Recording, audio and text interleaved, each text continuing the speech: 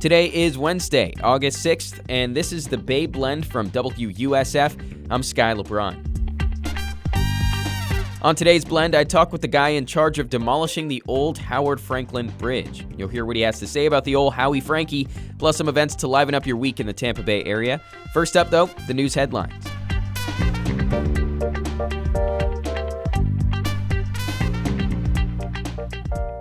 The Florida Department of Health says at least 21 people got sick from drinking raw milk from an unnamed Florida farm.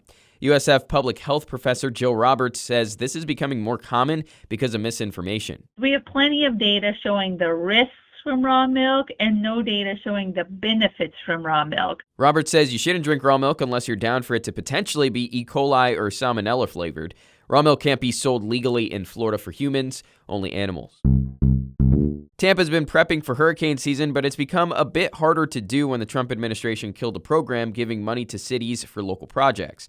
Mayor Jane Castor is on the FEMA Review Council, and she was on the national NPR show 1A on Tuesday. She says the council is looking for ways to make that money up. That payment up front is going to be so much smaller than having to go through these events, not to mention the trauma, but the actual financial cost of that damage. Castor says the money to make improvements to infrastructure is less than it would take to recover from a hurricane.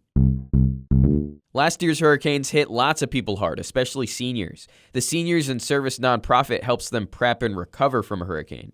Kelly Nielsen says it gives them mobility, technology, and transportation. We saw in several senior communities, mobile home parks where seniors were paralyzed and debilitated and just kind of frozen, sleeping on wet mattresses, or in residents where there was, water up to their cabs. She says Seniors in Service is holding workshops in a bunch of senior apartments and mobile home parks this year.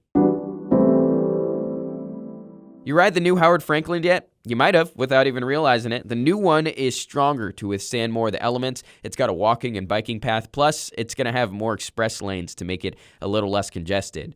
Anyways, this all means the old Howard Frankland, or as a few of us like to call it in the newsroom, the Howie Frankie, is being demolished. I got a couple minutes to catch David Alonzo on the old bridge to chat about the demolition. He's been in charge of the project for years now with FDOT. But my first question is probably the most important. Does anyone else call it the Howie Frankie? I've never heard of the Howie Frankland. Was it Howie Frankie? Frankie. I've never heard of that. That's hilarious. I think I may use that in my personal life, but definitely in my professional life, it's always the Howard Frankland. Okay, just asking. The old Gandhi was made into a walk-in bridge. The old Skyway is now a fishing pier. We've gotten some questions on our Facebook as to why this one needed to be fully demolished. Can you answer that? It really comes down to cost. The cost to maintain a structure that was intended for vehicular traffic that was built back in the 60s is insane. It's a lot of money. I don't think people understand what those costs really look like. And but just look at it this way. We're building an $800 and some million new bridge, and that is more cost effective than maintaining this bridge. So when do we start to see stuff blow up? That's what's going to happen, right? In this demo? I would love to see something like that, but it's not the best for the environment. The contractor has submitted the plans to methodically cut this up and remove it. So it's not going to be a very flashy, fast operation. It's going to be months and months in early next year of removing this piece by piece. You get that a lot, I assume, where people are like, dude, can't wait for this thing to blow up. When can I watch it? Of course. But, it's pie in the sky ideas, but no, it's reality, what we do in real life. And so, yeah, there's a reason for why we're doing it the way we're doing it. What happens to all these old pieces of bridge? So they're going to make their way onto barges that the contractor has, and they're going to go down the Tampa Bay, just south of the Gandhi Bridge on the Hillsborough side, where they unload everything and start to process it.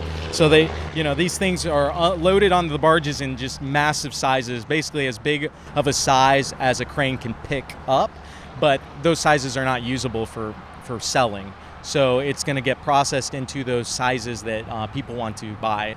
Can I take a piece home? Would that be possible? You may be able to buy a piece. I don't know all those details yet, but yeah.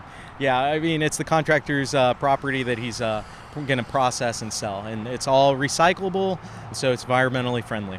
You just finished building a new piece of Tampa Bay history with the new Howard Frankland. How does it feel to kind of take down a piece of that history too, something that's been so entrenched in this community? Oh man, it's a little bit. It takes you back a little bit because I didn't realize, just like every milestone in a project, they're kind of all important. The demo didn't really stand out to me as like super important, but I see why people. It's a rich piece of history. It's my history now too. I was born and raised here, so it does kind of make me pause for a second and reflect on what we're about to do. I wouldn't say it's something sad, but definitely take a pause, and we're about to see a huge historical moment here in Tampa Bay.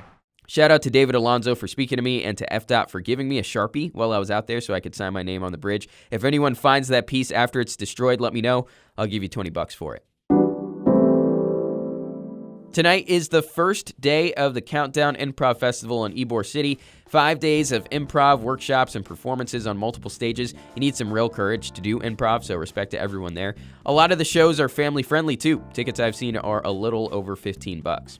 Didn't know this existed until yesterday, but it could be a cool lunch hour if you work in downtown Tampa. The mayor hosts a food truck fiesta every first Wednesday from 11 to 2 at Likes Gaslight Square Park. Today's food trucks include pizza cones, boba, and fried chicken. Dude like me would get something from all three and be a total liability at work the rest of the day.